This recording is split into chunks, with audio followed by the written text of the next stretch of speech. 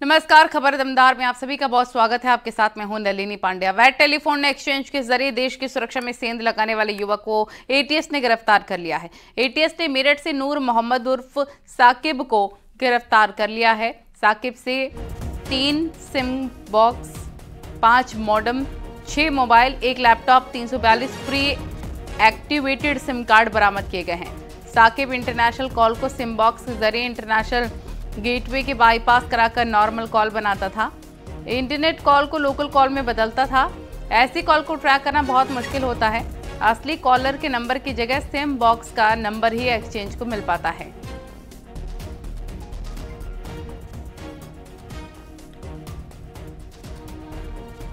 रामपुर में एसपी नेता आजम खान के वैट स्कूल को सील किया गया है। प्रशासन की टीम ने आजम खान का स्कूल सील किया। पुलिस के साथ राजस्व विभाग की टीम मौके पर कार्रवाई के दौरान मौजूद रही और जौहर ट्रस्ट की जमीन पर यह स्कूल बना था। साथ ही सपा दफ्तर को भी सील किया गया है।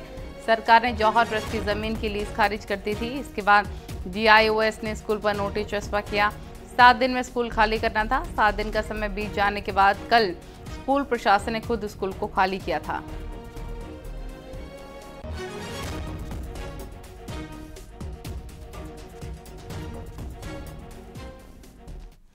कौशाम्बी में STF को बड़ी सफलता मिली है। सैनी थाना क्षेत्र के गुलामीपुर नेशनल हाईवे पर STF ने अवैध अंग्रेजी शराब से भरी कंटेनर सीज की है।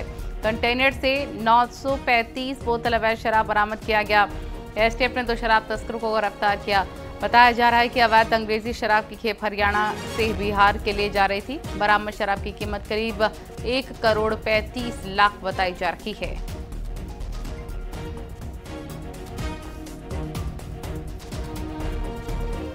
STF के सहयोग से एक कंटेनर पकड़ा गया है जिसमें 935 बोतल शराब है जो हरियाणा से बिहार जा रही थी। मार्केट में इसकी अनुमानित कीमत करीब 1 करोड़ 35 लाख है। इसमें 2 अभियुक्त गिरफ्तार हुए हैं, कंटेनर गिरफ्तार हुआ है, शेष विधिक कार्रवाई प्रचलित है। अलीगढ़ में युवती पर कमेंट पास करने वाले 2 युवकों को जमकर पीटा गया है। युवती ने दोनों शोधों पर थप्पड़ों से बारिश की है। दरअसल सिविल लाइन थाना इलाके में पेट्रोल पंप से नौकरी कर लौट रही युवती पर दोनों युवक कमेंट कर रहे थे और इसी दौरान युवती ने दोनों पर थप्पड़ों की बारिश कर दी। दोनों शोधों की पिटाई वहीं पास में लगे CCTV कैमरे में रिकॉर्ड हो गई।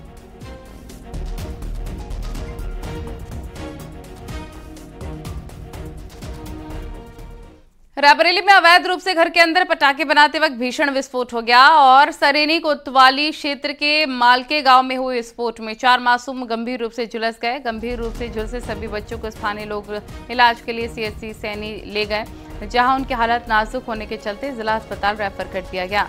मामला सरेनी थाना क्षेत्र के मलके गांव का, जहां बच्चों की मौजूदगी में मुस्तफा के घर में अवैध पटाखे बनाने का काम चल रहा था।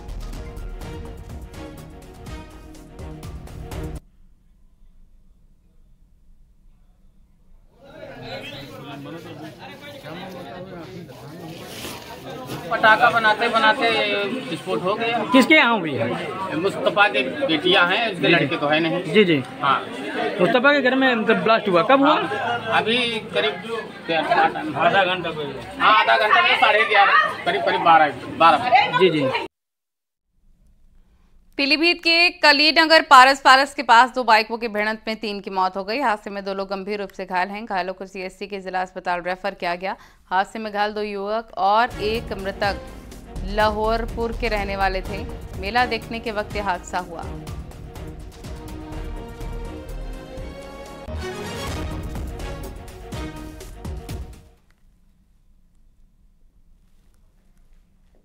गोरखपुर के एम्स थाना क्षेत्र के मलपुर गांव के पास हुए हादसे में 6 लोगों की मौत के बाद वरिष्ठ अधिकारियों ने घटनास्थल का जायजा लिया। ADG अखिल कुमार और RTO संजय झा ने घटनास्थल पहुंचकर जायजा लिया। हादसे में करीब 25 लोग गंभीर रूप से घायल हुए हैं। उनका इलाज अस्पताल में चल रहा है। बस खराब हो गई थी, उसको उनके जो यात्री हैं उनको ले जाने के लिए दूसरी बस आई हुई थी और वो यात्रीगण ट्रांसफ़र हो रहा था। इसी वक्त एक DCM जो घटनास्थल से स्पष्ट है कि काफ़ी तेज़ गति से आई है और अनुबंधित बस जो है उसके पीछे टक्कर मार दी है। अमरोहा में खाद्य विभाग ने कई नामचीन रेस्टोरेंट पर छापेमारी की और सैंपल कलेक्ट किए। दीपावली के त्योहार से पहले फूड विभाग भी पूरी तरह से अलर्ट दिखाई दे रहा है। खाद्य विभाग की टीम ने जिले के अलग अलग स्थानों पर छापेमारी की। फूड विभाग की टीम ने अमरोहा की कई दुकानों और गजरौला नामचीन रेस्टोरेंट में भी छापेमारी की और सैंपल कलेक्ट किए। अब सैंपल रिपोर्ट के बाद विभाग कार्रवाई करेगा।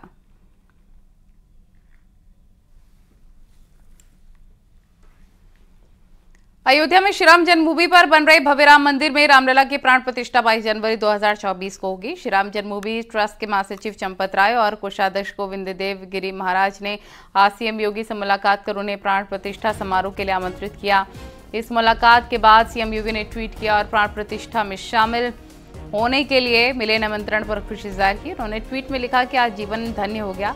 भगवान श्री राम सरकार के नूतन बाल रूप विग्रह की प्राण प्रतिष्ठा कार्यक्रम के लिए मुझे आमंत्रित किया गया है। अयोध्या में राम मंदिर का ग्राउंड फ्लोर तैयार हो चुका है।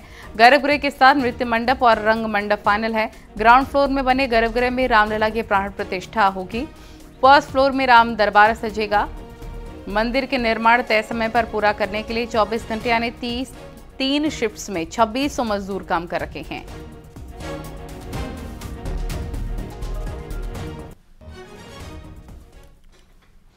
मर्यादा पुरुषोत्तम भगवान श्री राम की नगरी अयोध्या में इस बार भी योगी सरकार ऐतिहासिक दीपोत्सव का आयोजन कर रही है। अयोध्या में बन रहे भगवान राम के भव्य मंदिर में प्राण प्रतिष्ठा से पहले होने वाले दीपोत्सव में 21 लाख दियों का विश्व रिकॉर्ड बनाने का टारगेट है।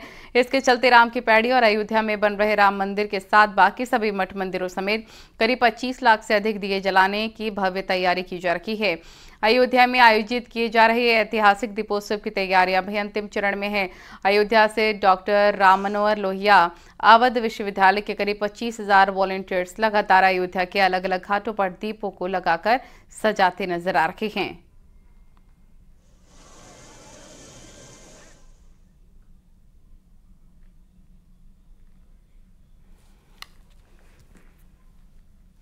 अयोध्या में सुरक्षा के क्या इंतजाम किए गए हैं? आईजी अयोध्या रेंज से न्यूज 18 ने बातचीत की।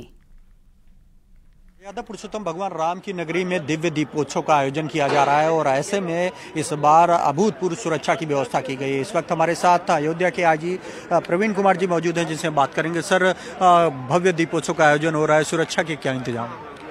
देखिए, सुरक्षा एक शाश्वत सावधानी और चुनौती की दरकार हमेशा उसमें रहती है, तो उसमें सभी संभव आयामों का समावेश किया गया है। इसमें हम लोगों ने जितने मैन पावर है उसको तो साथ साथ किया है, स्किल्ड लोगों को भी रखा है, बिहेवियरल ट्रेनिंग भी की है और साथ साथ हम लोगों ने फोर्स मल्टीप्लायर के रूप में स्थानीय लोगों में जो एक अच्छा सहयोग उनका भी प्राप्त किया गया है।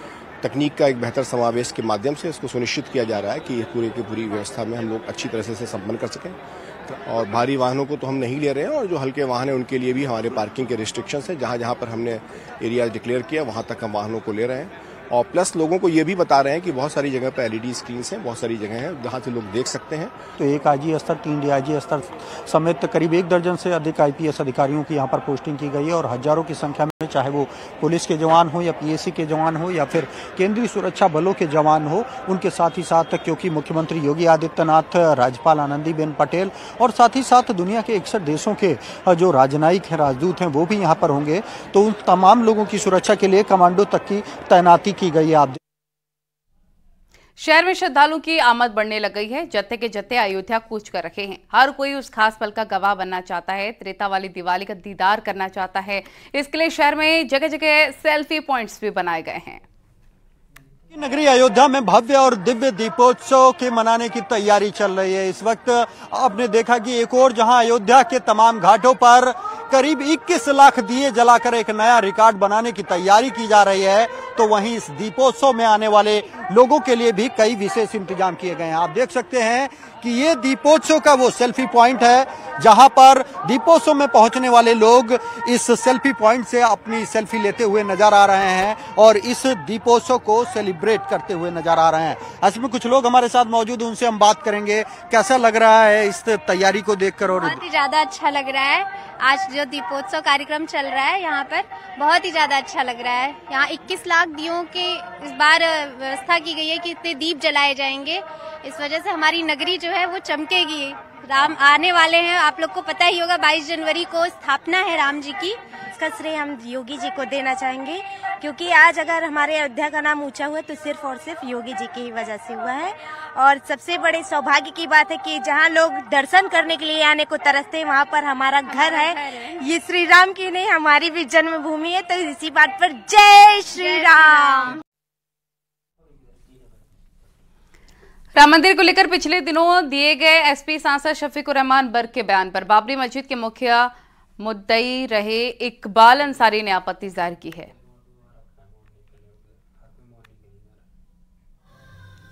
तो अयोध्या सज रही है, संवर रही है, नए रूप में निखर रही है। इस नई अयोध्या से हर किसी को प्यार हो रहा है और इस नई अयोध्या से प्यार हो रहा है एक ऐसे शख्स को जिसने राम मंदिर पर जब फैसला आया तो खुले दिल से स्वागत किया। लड़ाई वो मस्जिद की लड़ रहे थे, लेकिन जब फैसला आया तो उन्होंने खुले दिल से स्वागत किया।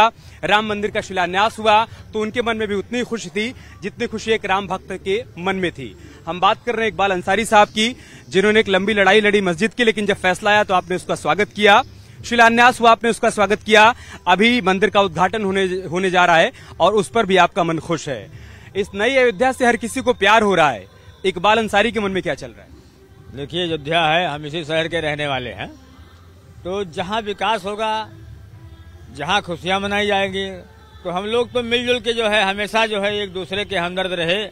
और हमारा जो मजहब है, हिंदू मुस्लिम सिख ईसाई, एक साथ रहने का हमको जो है प्रेम है और हम लोग हमेशा जो है एक साथ में रहते हैं। आज त्योहार मनाया जा रहा है, उसमें भी हम शामिल हैं।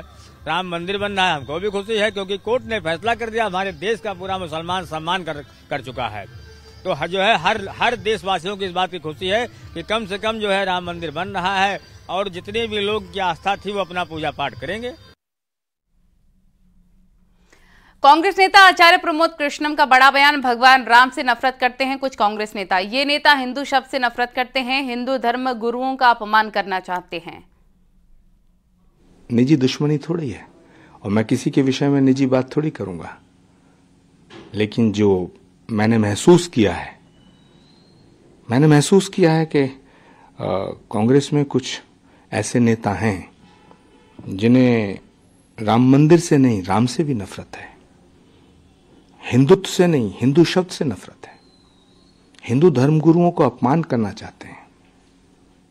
उनको अच्छा नहीं लगता कि कोई हिंदू धर्मगुरु पार्टी में रहे। क्या आप इशारा कर रहे हैं कि आप बीजेपी तो ज्वाइन कर? क्या भारत की बात करना, सनातन की बात करना, वंदे मातरम बोलना, सच्चाई की बात करना भाजपा ज्वाइन करने जैसा है?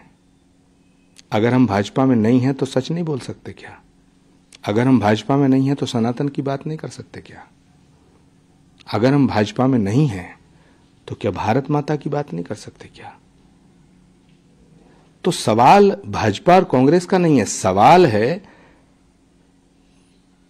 कि भारत की जो संस्कृति और सभ्यता है, इसका सवाल है। राम भारत की संस्कृति और सभ्यता में रमे हुए हैं। राम के बिना, सनातन के बिना न भारत की कल्पना की जा सकती है, न भारतीय लोकतंत्र की कल्पना की जा सकती है। इसीलिए भारत के संविधान पे श्री राम दरबार के चित्र अंकित हैं। भारत और सनातन अलग नहीं है। और दीपावली के मद्देनजर यूपी में पुलिस प्रशासन अलर्ट मोड पर है। स्पेशल डीजी प्रशांत कुमार ने लापरवाही करने वाले पुलिसकर्मियों पर सख्त कार्रवाई की भी बात कही। आज धनतेरस का पर्व है।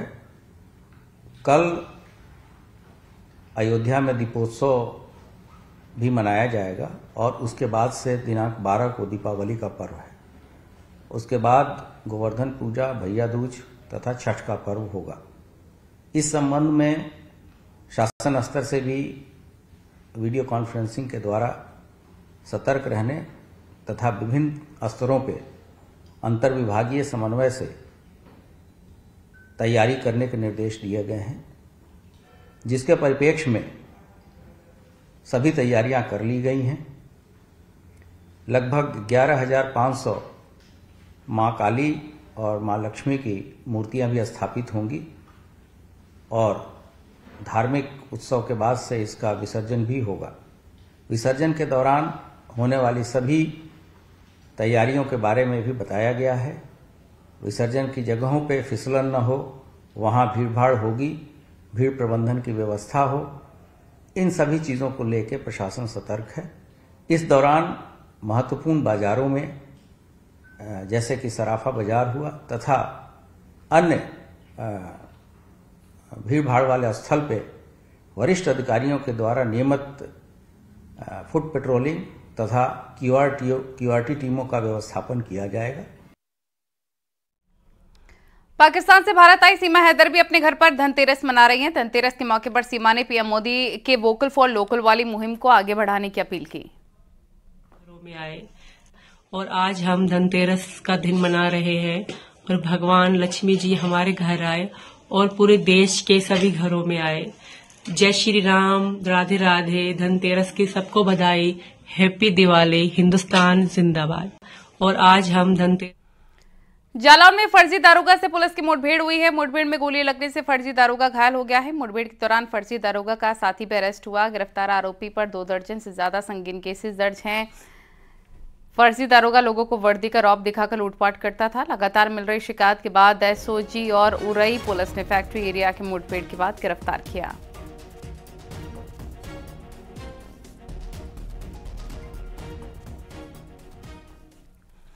अयोध्या में एक प्राइवेट बस अनियंत्रित होकर पलट गई। थाना रौनाही के चिर्रा जगनपुर के पास हाईवे पर हुए हादसे में 6 यात्री घायल हो गए। एक महिला यात्री का हाथ चला गया। हादसे की वजह अचानक से ब्रेक लगना बताया जा रहा है। बस दिल्ली से बिहार के मुजफ्फरपुर जा रही थी।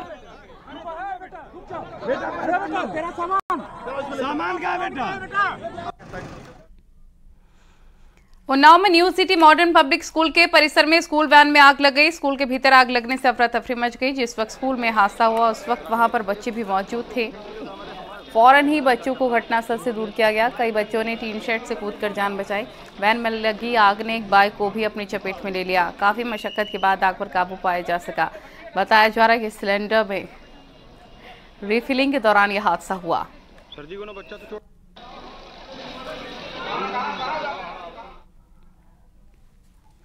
इटावा सफारी पार्क में आज शेरनी जेनिफर की कार्डियक अटैक के चलते मौत हो गई। 126 दिन में सफारी में 14 वन्य जीवों की मौत से सफारी में हड़कंप मचा हुआ है। समझ नहीं पा रहा है सफारी प्रशासन कि आखिर एक के बाद एक करके वन्य जीवों की मौत आखिर क्यों हो रही है। मौत की असल वजह जानने के लिए शेरनी जेनिफर के शव को बरेली IVRI केंद्र भेजा गया। सफाई सफारी प्रशासन के मुताबिक शेरनी पिछले 15 दिन से बीमार चल रही थी। इलाज चल रहा था लेकिन उसे बचाया नहीं जा सका। बहुत प्रयास करने के बाद ठीक हुई। ये फिर इस बार अक्टूबर के ही महीने में फिर इसको किडनी रिलेटेड इश्यूज हुए। इसके जो वाइटल्स या पैरामीटर्स होते हैं किडनी के वो बहुत ज़्यादा बढ़ गए थे। तो हमने पशु चिकित्सकों ने हमारे डायलिसिस तक इसका किया ताकि ये ठीक हो सके। ये ठीक भी हुई, रिकवर किया, परंतु पिछले 15 दिवसों में पहले ये पार्शली ऑफ फीड हुई और फिर उसके बाद फुली ऑफ फीड हो गई। गाजियाबाद के घंटाघर कोतवाली क्षेत्र में 4 नवंबर को स्टील कारोबारी के कैश कलेक्शन एजेंट से लूट का खुलासा हुआ। 9.5 लाख रुपए के लूट का खुलासा करते हुए पुलिस ने 5 बदमाशों को गिरफ्तार भी कर लिया। मनोज कुमार को पुलिस ने मुठभेड़ के बाद पकड़ लिया है। आरोपी से पुलिस ने लूट की रकम 6 लाख कैश, बाइक और तमंचा बरामद कर लिया।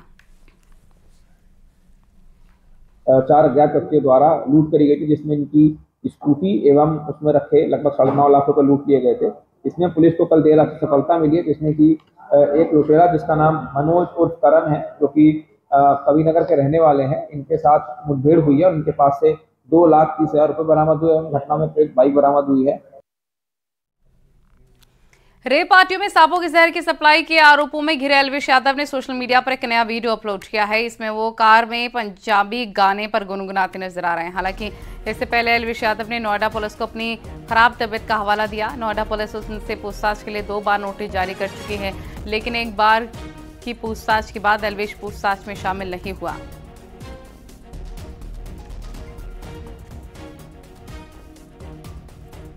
हरदोई में भीषण सड़क हादसे में 3 की मौत हो गई। बेनीगंज कोतवाली इलाके में हरदोई सीतापुर रोड पर यह हादसा हुआ है। तेज रफ्तार वाहन की टक्कर से 2 महिलाओं सहित 3 की मौत हो गई। सभी को इलाज के लिए अस्पताल में भर्ती करवाया गया।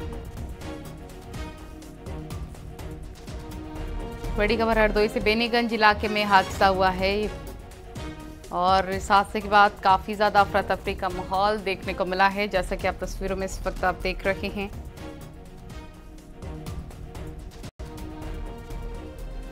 तो ये बड़ी खबर इस वक्त की हम आपको बता रहे हैं। एक्सक्लूसिव तस्वीरें।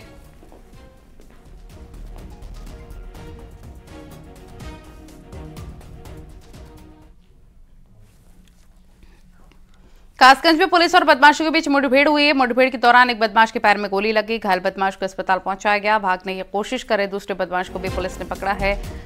दोनों आरोपी पशु चोरी के मामले में बातचीत चल रहे थे। बदमाशों के कब्जे से तमंचा, कारतूस, गैस और बाइक बरामद हो गई है। सोरो कोतवाली क्षेत्र के करुआ बारा रोड के पास ही मुठभेड़ हुई।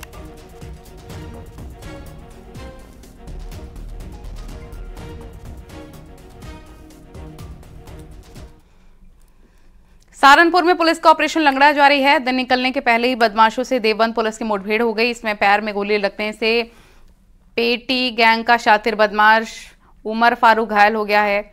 उसके 2 साथी चकमा देकर फरार हो गए। बदमाश के खिलाफ हत्या, लूट, डकैती के कई केसेस दर्ज हैं।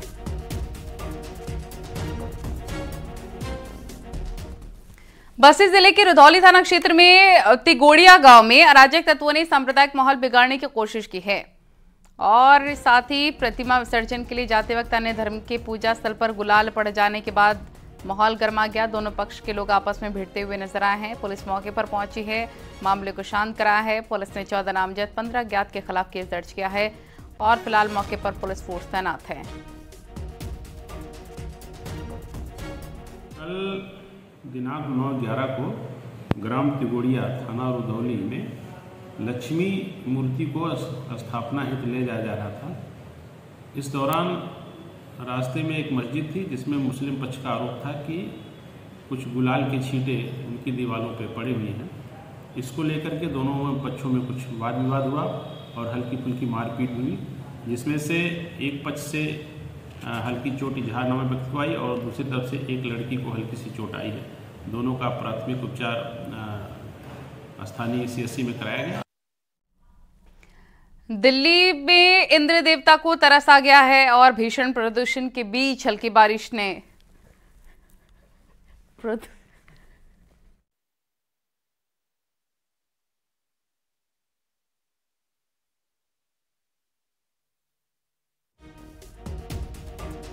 सिस्टम हट गया है। हालांकि जरूरत पड़ने पर फिर से ऑड इवन लागू हो सकता है, लेकिन फिलहाल प्रदूषण की छटा हट गई है बारिश की वजह से।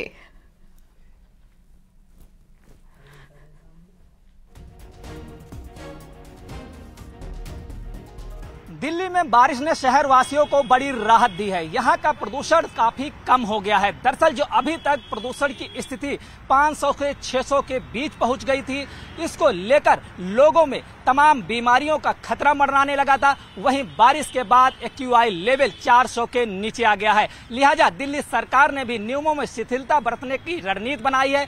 लिहाजा दिल्ली में दिवाली के बाद लगने वाला ऑड इवन फार्मूला को फिलहाल स्थगित कर दिया गया है। दिल्ली सरकार का कहना है कि दिवाली के बाद प्रदूषण की स्थिति का आकलन किया जाएगा और प्रदूषण की स्थिति गंभीर होने पर ही ऑड इवन फार्मूला को लागू किया जाएगा। वीडियो जर्नलिस्ट मुनमुन के साथ संदीप पांडे, न्यूज 18 दिल्ली। और यहाँ वक्त हो गया एक छोटे से ब्रेक का।